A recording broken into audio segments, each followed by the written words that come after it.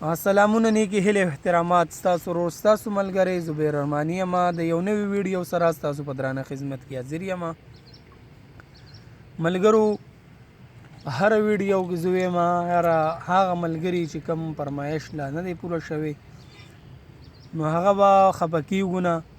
د وخت د کمي وجې نه مونږ ریکارډینګ ونه کړو، زموږ سره ټایم میلاو نه شي، ورځې هم لنډې دي او مونږ ته ټایم هم میلاو نه شي. نو هر ملګري بله به انشاءالله کوشش کوو چې ویډیو وکړو او هغه ملګري چې کومو فرمایشونه کړي دي نو په هغې کې ځینې داسې نغمې چې هغه مونږ ته یاد نه وي یا اوریجنل انټرول یې مونږ ته یاد نه وي نو مناسبه مونږ ته نه ښکاري چې هغه اخوا دېخوا ریکارډ کړو او ویښېږو. نو زمونږ به کوشش وي چې د هر ملګري دپاره پوره په پوره او خوږه نغمه ریکارډ کړو او اپلوډ کړو د هغو دپاره. نو د یو ملګري فرمایش دی سجاد خان په نوم باندې، هغه وایي چې د سیند د سپینو شګو نه مې جوړ کړو یو محل. نو د هغه دپاره دا پاس سلو موشن ریکارډ کوم، پاس موشن د ټیکې سره سلو موشن دی ازله. امید کوم چې انشاءالله ویډیو به م خوښه شي. نو ملګرو لایک کمنټ شیر دا ضرور کوئ، دا ستاسو د طرفه یو مینه ده، یو ډاډګیرنه ده. آزاد کټه بهیر وي دی چلتی داد رای ټیکه ده.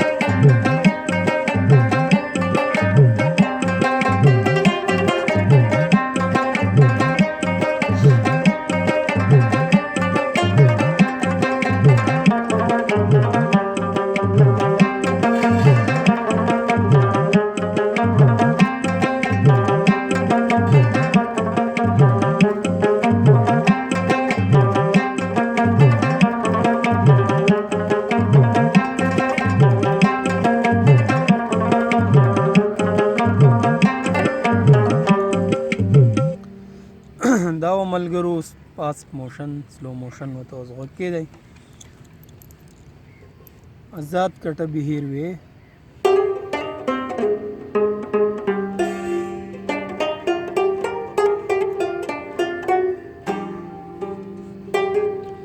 دایري دم دی.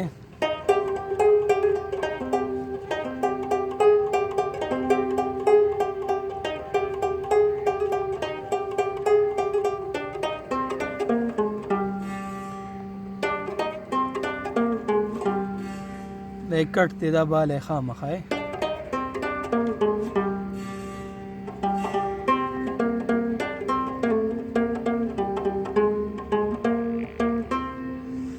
د سیند د سپینو شګو نه مې جوړ کړو یو محل د ټول خلق جهان ورته حیران حیران کتل د ټول خلق جهان ورته حیران حیران کتل.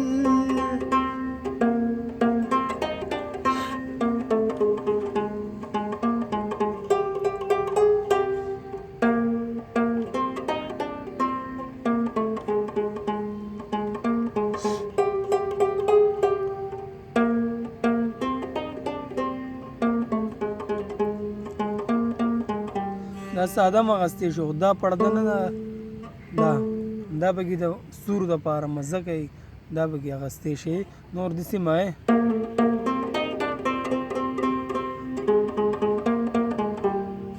خلک داسې عام اخلي.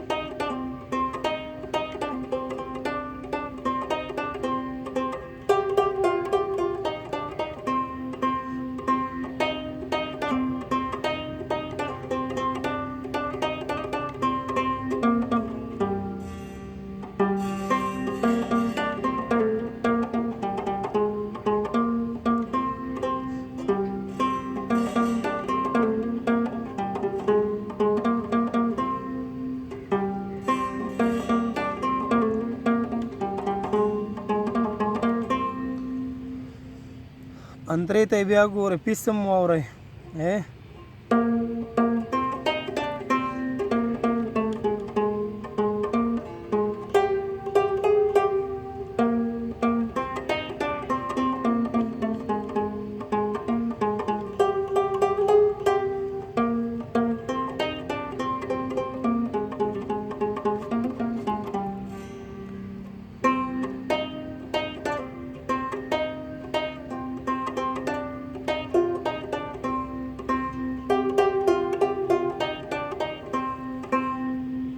انتره دې واغسته، دا انتره دی، نو بیا پکې دا چورخې لګې.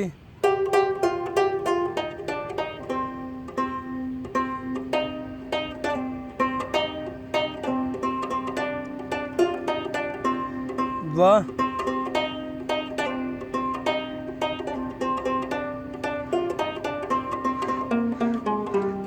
درېیمه پیره به یې درېیمه پیره به خېږي.